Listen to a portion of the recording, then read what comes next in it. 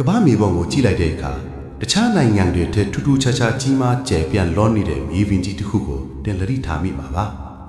အဲ့ဒီမြေပြင်ကတော့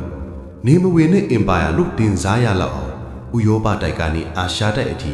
နယ်နိမိတ်ချင်းဆက်နေတဲ့ရုရှားဖက်ဒရေးရှင်းနိုင်ငံကြီးပါပဲကမ္ဘာကုန်းမြေရဲ့ရှိပုံတပုံကိုပိုင်ဆိုင်ထားတဲ့ဒီနိုင်ငံကြီးရဲ့နောက်ွယ်မှာဘလို့လျှို့ဝှက်ချက်တွေဘလို့အင်အားကြီးမားမှုတွေရှိနေမလဲဆိုတာဒီနေ့ကျွန်တော်တို့အတူတူလေ့လာကြည့်ကြရအောင်ဗျာ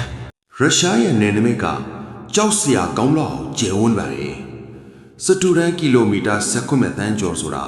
အိမ်နီးချင်းနိုင်ငံတွေအများကြီးကိုစုပေါင်းထားတာထက်တောင်ပိုကြီးပါတယ်အနောက်ဘက်မှာဥရောပရဲ့ယဉ်ကျေးမှုအမှုပညာတွေလွှမ်းမိုးထားသလိုအရှေ့ဘက်မှာတော့ပဟေလိဆန်တဲ့အာရှရဲ့အငွေ့အသက်တွေရှိနေပါတယ်ယူရေတောင်တန်းကြီးကဥရောပနဲ့အာရှကိုခွဲခြားပေးထားပေမယ့်ဆိုင်ဘေရီးယားရဲ့အေးစိမ်းတဲ့ရေခဲပြင်တွေနဲ့ကမ္ဘာအနက်ဆုံးဘိုင်ကေအိုင်ကြီးကတော့ရုရှားရဲ့ခံညာမှုကိုသက်သေပြနေတယ်လို့ပါပဲဒီနိုင်ငံမှာအချိန်စုံပေါင်း12ခုတောင်ရှိတယ်ဆိုတော့နိုင်ငံရဲ့တစ်ဖက်မှာမနက်စာစားနေချိန်နောက်တစ်ဖက်မှာညစာစားနေကြပြီပေါ့ဗျာ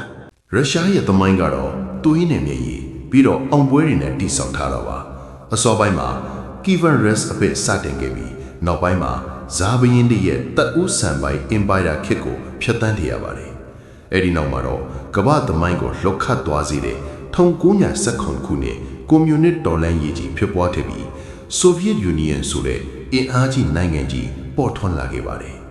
အာဏာရှင်စနစ်ကွန်မြူနစ်စနစ်ကနေဒီနေ့ခေတ်ဖက်ဒရယ်သမ္မတနိုင်ငံအထိရုရှားဟာခေတ်အဆက်ဆက်အုပ်ချုပ်ရေးပုံစံအမျိုးမျိုးပြောင်းလဲခဲ့ပြီးမြဲ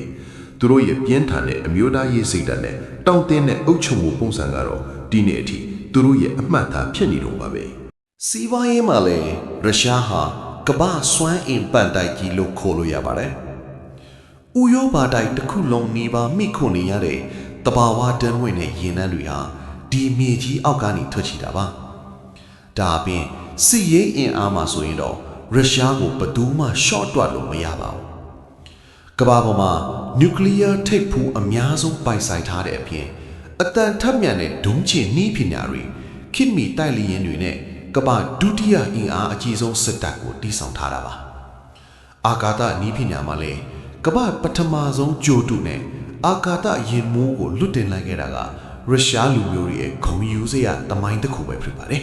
ရုရှားလူမျိုးတွေဟာအပြင်ပန်းကြည့်ရင်ခက်ထန်မာကြောပုံပေါက်ပေမဲ့သူတို့ရဲ့အမှုပညာနဲ့ယဉ်ကျေးမှုကတော့နူးညံ့သိမ်မွေ့လာပါတယ်